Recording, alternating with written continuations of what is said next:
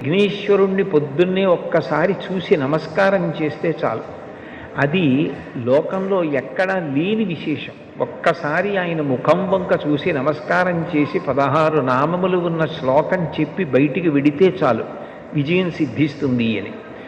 రెండవది ఆయన యొక్క అపారమైన కరుణ. ఇంకా అంతా ఇంత కరుణ కాదు విఘ్నేశ్వరుడిది.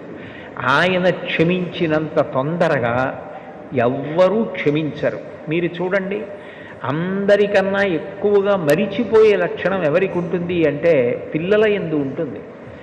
మీరు పిల్లలు అనేటప్పటికీ ఒక విషయం జ్ఞాపకానికి తెచ్చుకోవచ్చు.